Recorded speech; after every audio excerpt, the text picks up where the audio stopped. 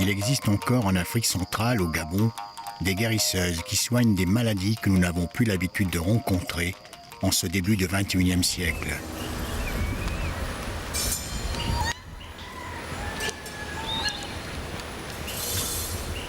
On les appelle des maladies mystiques car les troubles qu'elles provoquent font appel à des forces inconnues et souterraines. Le fusil nocturne, par exemple, est un sortilège que l'on jette avec des fléchettes empoisonnées. Avec la coupure de corde, la personne se trouve possédée par un esprit néfaste. Tous ces maux sont en relation avec l'invisible, mais la souffrance est bien réelle et les guérisseuses doivent souvent les soigner en utilisant les mêmes ingrédients que ceux qui ont été employés pour jeter le sort. En fait, c'est un sort. Ça n'a rien de naturel. Ça se manifeste par une forte chaleur et par des démangeaisons. Les démangeaisons persistent pendant des mois. Vous pouvez vous gratter jusqu'à saigner.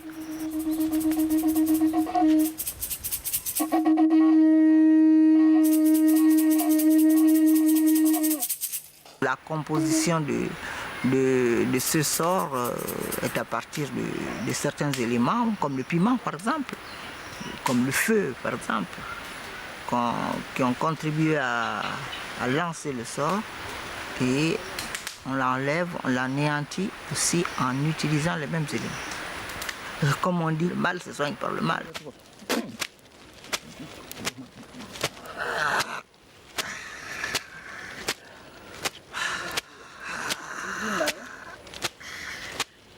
Clash, clash. Attention là. Faut pas que ça vous pique. Clash, clash. Clash. Il s'agit d'un traitement assez spécifique.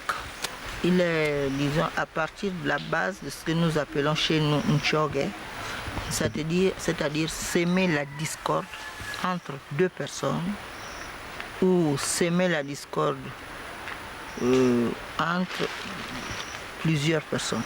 Et parfois la personne qui est victime ne comprend pas pourquoi il y a discorde avec sa mère, pourquoi il y a discorde avec son ami, pourquoi il y a discorde avec sa femme, mais parfois ça peut durer des mois.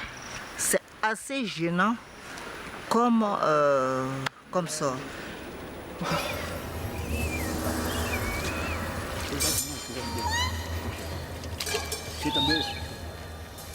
Se minha mãe que morreu, que está acima de mim. Eu nunca fiz coisa do meu corpo. Eu não sou dono do veio e eu não quero saber. Mas se não for vai para alguém, volta para cima dessa pessoa.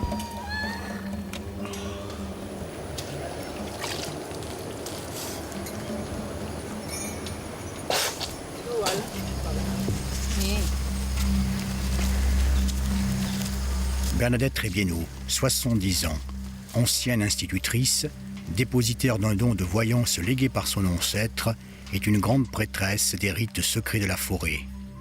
Elle soigne depuis plus de 40 ans les maladies les plus obscures du patrimoine ancestral africain. Accompagnée par ses assistantes et par le son de la harpe qui est indispensable à la cueillette des plantes médicinales, Bernadette pratique l'art de soigner ses semblables en utilisant la pharmacopée naturelle, spirituelle et mystique de la forêt équatoriale.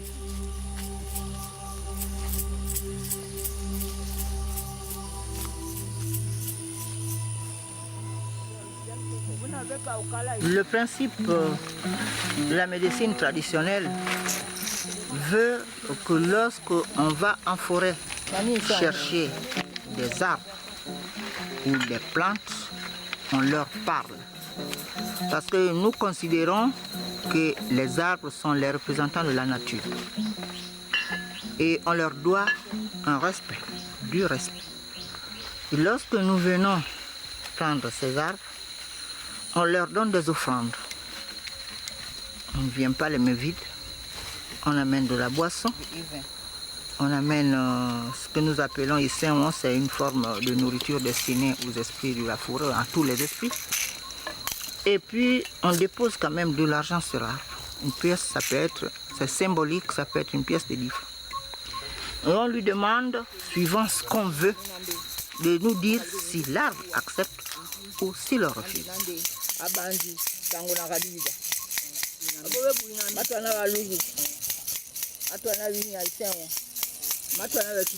Lorsqu'il y a une acceptation, l'écorce qu'on coupe, donc la première écorce qu'on coupe sur l'arbre, doit tomber ouvert, c'est-à-dire que le côté qui est à l'intérieur de l'arbre doit se retrouver en surface. Lorsqu'il dit non, ce côté-ci, l'arbre est de travers, le contraire de ce qu'on a fait la première fois. Là, c'est un refus. Et quand c'est un refus, on insiste 3 fois, mais pas plus. C'est le premier qui est bien tombé. Donc je prends celui-ci, le premier qui a dit oui. Et celui qui a dit non, je le lui rends. On le soigne. Après l'avoir blessé, on le traite pour qu'une nouvelle écorce se reconstitue. Et par respect, lorsqu'on blesse quelqu'un, on le soigne. On ne le laisse pas comme ça. Avec le temps, même la médecine moderne revient progressivement sur la médecine verte. Elle comprend que les plantes sont à la base de tous les traitements. Les comprimés que nous achetons dans les pharmacies sont à base de plantes. Ce n'est qu'une transformation. Ce qui manque à la médecine traditionnelle, c'est la transformation.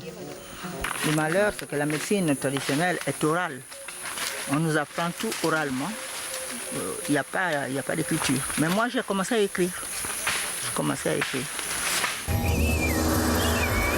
En médecine traditionnelle, si les guérisseuses utilisent les plantes classiques pour soigner les maladies courantes comme le paludisme ou l'hépatite B, elles doivent surtout connaître les applications de certaines plantes dites maîtresses pour mieux soigner les maladies mystiques qui relient l'individu africain à son environnement invisible et mystérieux. Petit arbuste de la famille des Apocynaceae dont les racines sont utilisées comme stimulants à faible dose et hallucinogènes à dose subtoxique, l'iboga est la plante la plus représentative de la spiritualité gabonaise. Enseignée par les Pygmées, peuple de la forêt par excellence, l'iboga est une plante qui a fait l'objet depuis la fin du XIXe siècle d'une recherche médicale pour ses qualités antidépressives et pour son action dans le traitement des toxicomanies. Donc là, on vient de procéder à la cueillette de l'iboga. Et intervient la deuxième phase, c'est celle de sa préparation. Donc, on prend que la première couche de l'iboga, alors que le reste de la racine, on ne l'utilise pas. L'iboga occupe une place importante dans la médecine traditionnelle, parce que hormis le côté divinatoire de l'iboga est une plante médicinale. Il a fait ses preuves et il continue à en faire en dehors du Gabon maintenant. Parce que sur le plan scientifique, il est prouvé actuellement que l'iboga n'est plus qu'une simple plante hallucinogène, comme on le dit couramment. Parce qu'il est prouvé actuellement que pour le cas de traitement, la toxicomanie par exemple, l'iboga évite la dépendance. Cette plante que vous voyez juste derrière moi, l'iboga qu'on appelle scientifiquement Tabenante iboga de la famille des Apocynaceae, c'est la plante rituelle qu'on appelle la plante sacrée, la plus connue au Gabon. C'est une plante qui a plusieurs vertus. Évidemment, elle est utilisée au niveau initiatique dans un but aussi bien de diagnostic que dans un but de thérapeutique. La plupart des gens qui sont initiés au Bwiti absorbent une certaine quantité d'iboga, de la plante en tant que telle, et à l'issue de cette initiation, comme on dit, ils arrivent à voyager, c'est-à-dire qu'il y a une déperdition de la personnalité qui fait en sorte que vous pouvez vous transporter dans un autre milieu, dans un autre champ, dans un autre domaine. C'est tout un enseignement de la vie, c'est une découverte de soi-même, de son profond, de son moi le plus profond, et disons en un mot, c'est toute une école. C'est un guide.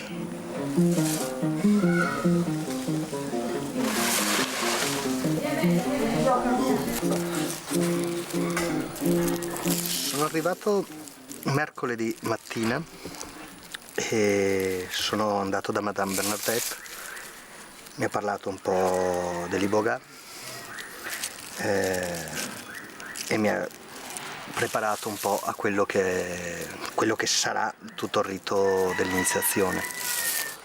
Nella foresta africana ho saputo che c'è una grossa tradizione riferita a questi riti antichi che sono dell'Iboga, dove praticamente si fa un rito di passaggio attraverso la morte per conoscere meglio la vita. Là, ce matin, tu es en forme?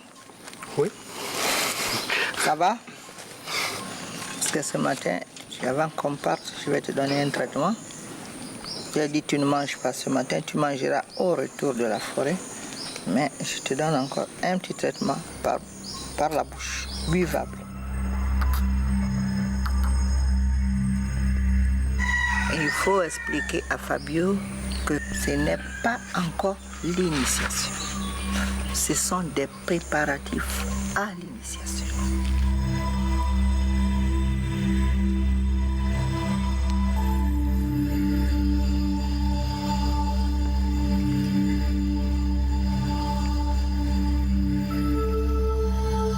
Il y a des personnes qui s'initient parce qu'ils ont été malades. Il y a certaines maladies où le traitement nécessite un caractère initiatique. Vous avez des personnes qui s'initient pour une transmission de pouvoir héréditaire. Vous avez des personnes qui s'initient par curiosité. Il y en a, je n'ai pas peur de le dire. Et vous avez certaines personnes qui s'initient pour leur propre culture.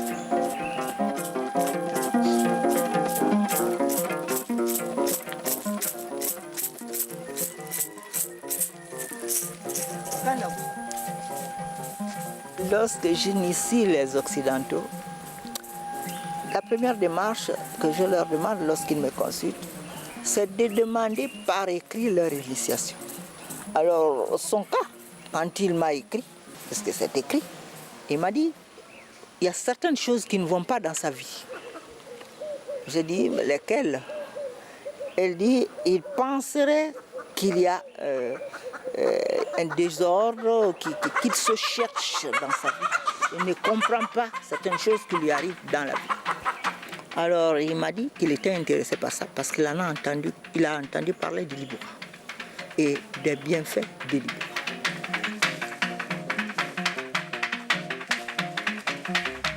Fabio Ranavello arrive d'Italie. Sa recherche personnelle l'amène sur le sol africain pour tenter de comprendre l'expérience de l'initiation dans son rapport avec la vie, la mort et la renaissance. Une expérience à la fois mystique et psychologique.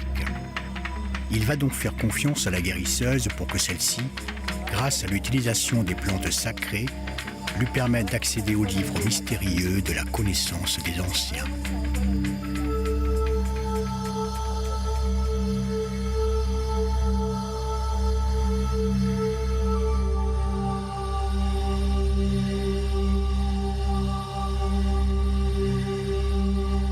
Guidé par Bernadette, mais isolé dans sa hutte de feuilles, Fabio n'est jamais venu en Afrique et ne parle ni le français, ni aucune langue ethnique du pays. Pourtant, il a une première vision où un esprit de la forêt se manifeste à lui en se présentant en langue Tsogo. Mokambo. Mokambo vient d'où? Mokambo est un nom gabonais. Ça prête à rire. Certaines personnes, surtout les profanes, peuvent nous considérer pour des fous. Mais vous êtes tous témoins. Fabio est originaire de l'Italie. Il vient tout droit de l'Italie. Il ne connaît pas le Gabon. Il ne comprend pas un nom gabonais. Il n'a jamais été au sud. Mais dans la préparation avant l'initiation, voilà qu'il dit qu'on lui donne un nom Mokambo. Et il le prononce avec l'accent qu'il faut. Je suis fort étonné parce que et l'Italie, entre l'Italie et le sud du Gabon, quand même des frontières. Alors c'est pour te dire que l'être humain, ça j'insiste souvent, les êtres humains sont identiques. C'est la peau et le côté linguistique qui nous varie. Quand on parle de linguistique, j'englobe la culture et la couleur de la peau. Mais du point de vue du reste, l'homme est identique. Là, il voyage par son esprit. Il fait un voyage astral.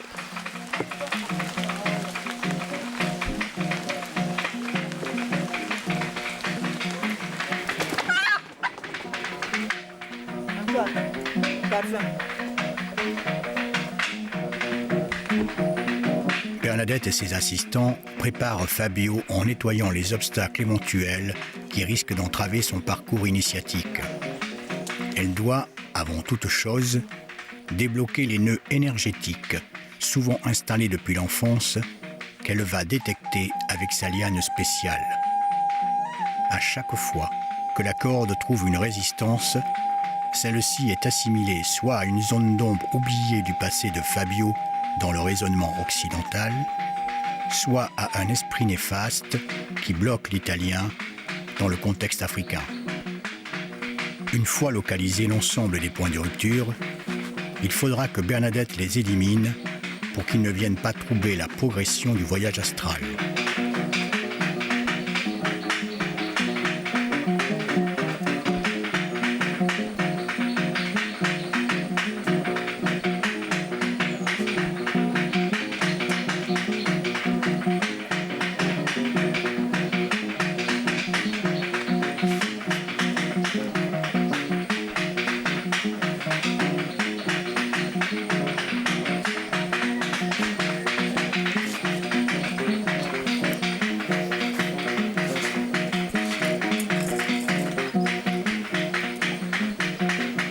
La seule façon de délier la personne est d'immoler un animal, car le sacrifice est nécessaire pour lutter contre le mal provoqué par l'esprit maléfique.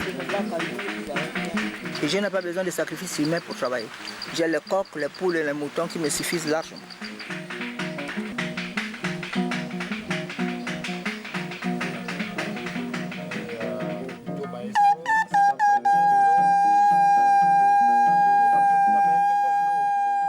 Il interrogera Mokambo tout à l'heure pour savoir si je dois sacrifier la poule ou pas. Maintenant, je suis à la disposition de Mokambo qui est le maître qui conduira son initiation.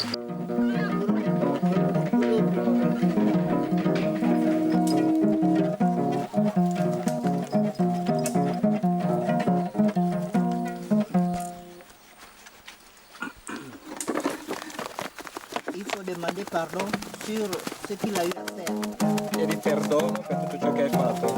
À la vie, surtout les avortements. C'est une substitution qu'on fait. C'est-à-dire qu'on échange la bête contre la vie du malade. On récupère le malade et on sacrifie la bête. Une fois le sacrifice fait, vous pouvez vous mettre à le soigner, pas avant. Je pense que la médecine traditionnelle, on ne peut pas se passer des sacrifices. Et j'ai fait le rituel pour effacer certaines dispositions qui pouvaient amener à des obstacles. C'est pas avec beauté de cœur qu'on immole une bête. Il y a quand même, on est sensible, on est humain. Et moi, je suis quelqu'un qui a horreur de voir le sang couler. Quand on le fait, je suis parfois à distance, je ferme les yeux, mon Dieu, pauvre bête. Mais je suis obligé de sauver un être humain. Vous savez que la maladie et même la situation sociale de l'individu en Afrique est toujours perçue de façon très globale et qui fait que le sort de l'être humain ne se limite pas seulement au fait physique de la maladie. Alors ça fait que beaucoup de maladies au Gabon sont interprétées avec des causes multiples, qui dépassent la simple, médecine biologique moderne. Alors donc il y a cet élément qui pousse une bonne partie de la population à faire recours aux guérisseurs traditionnels pour essayer de cerner les contours de la maladie, qui impliquent souvent des paramètres mystiques, des paramètres familiaux, des paramètres relationnels. Mais il faut aussi dire que les pratiques initiatiques ont un autre avantage, c'est qu'elles offrent aux initiés ou à ceux que cela intéresse une dimension de connaissance de soi qui n'est pas donné par l'école. Tous les rituels initiatiques découlent d'une base symbolique commune. 3 jours et 3 nuits pendant lesquels l'initié doit mourir symboliquement afin de quitter son corps pour entamer un voyage dans l'espace-temps de la mémoire et enfin renaître le 3e jour en ayant appris le mystère du sublime secret cher à toutes les confréries initiatiques. Attachez-moi le coq là, là-bas, Antoine. Attache le coq. Pour en arriver là, Fabio et sa sœur d'initiation, Suzanne, se trouvent dans un état de conscience modifié provoqué par une dose subtoxique d'iboga. Ils voyagent à travers les zones inexplorées de la conscience, qu'elles soient individuelles ou collectives.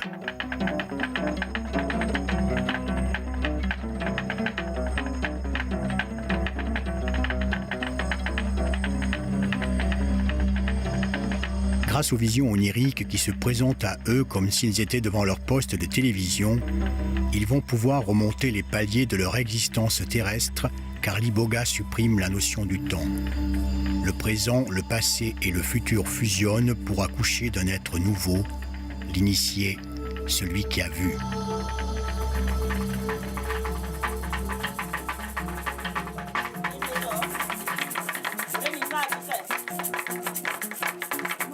La cithare, c'est un instrument de musique et à travers la cithare, il y a des messages assez forts que la cithare transmet.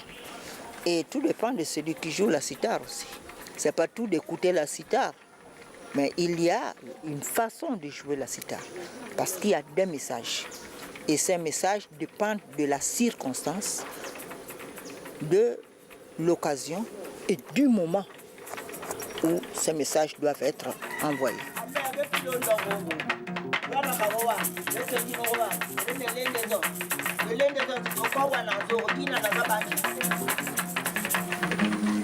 Ils voyagent dans leur esprit, mais ils voyagent aussi entre le banja, c'est-à-dire le temple, et la cour extérieure où ils doivent reconnaître les éléments de la symbolique du ciel, du soleil et des étoiles, toujours portés par les sons de la harpe, des tambours et du hocher qui les maintiennent dans un état de transe permanente. Mais au lieu de dessiner pas.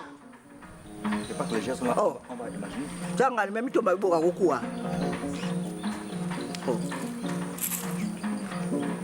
Le parcours initiatique de l'iboga, il consiste d'abord à savoir si la personne est apte à être initiée. Ou on est maître ou on ne l'est pas. On ne bricole pas avec ça. On fait ce qu'on connaît. Il y a le cas des dosages, ça il ne faut pas avoir peur de le dire. L'iboga, comme tout médicament, il y a un dosage. Tout le monde n'a pas la même constitution. Il faut savoir doser ce qu'on donne à un initié.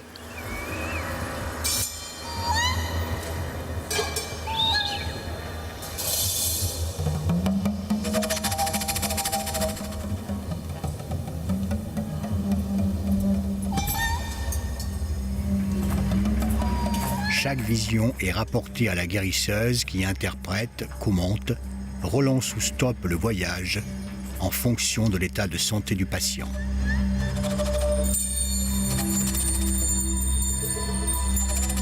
J'ai 2 questions précises à poser à Fabio qui m'interpelle. Lui qui est européen,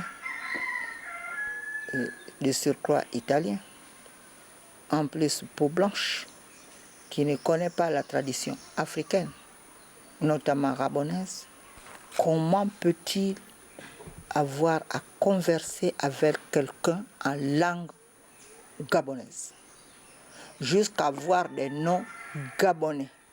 Est-ce qu'il peut m'expliquer, est-ce une imagination, est-ce réellement un monde parallèle qu'il a percé grâce à l'iboga? Per me esiste un mondo parallelo.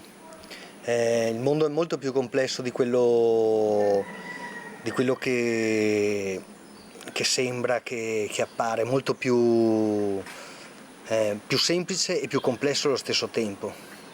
Per cui per me è normalissimo che io venga qua e parli con gli spiriti gabonesi.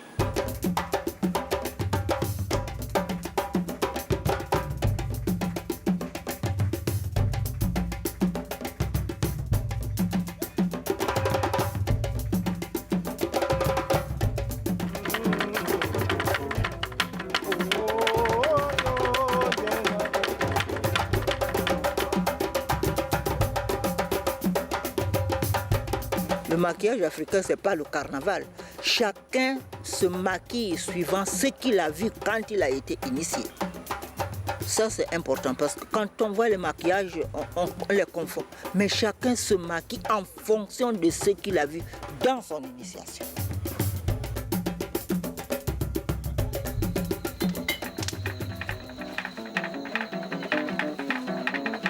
Comme toute personne qui a subi un choc émotionnel important, Fabio a du mal à se raconter.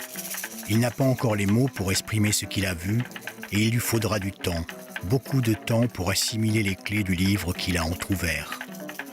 Pour l'instant, il est devenu un jeune apprenti qui doit mémoriser les rituels que l'on doit connaître pour parler aux arbres.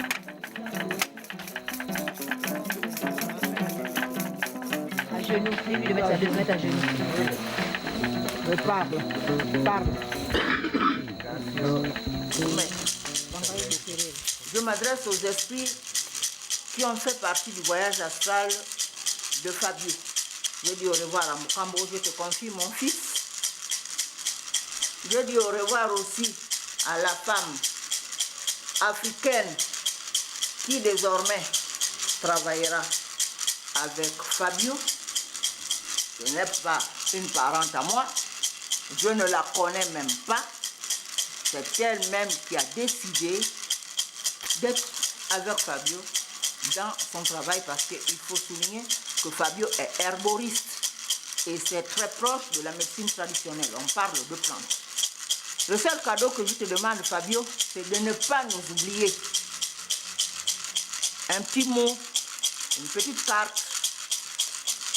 Le téléphone peut être cher, mais tu as le numéro de mon email, de ma boîte aux lettres, donc le courrier électronique.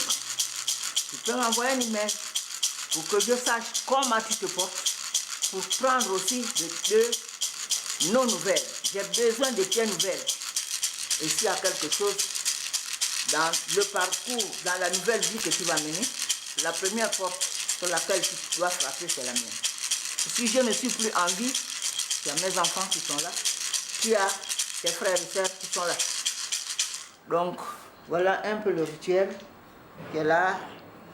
Je ne peux pas t'accompagner à l'aéroport, mais je te dis au revoir.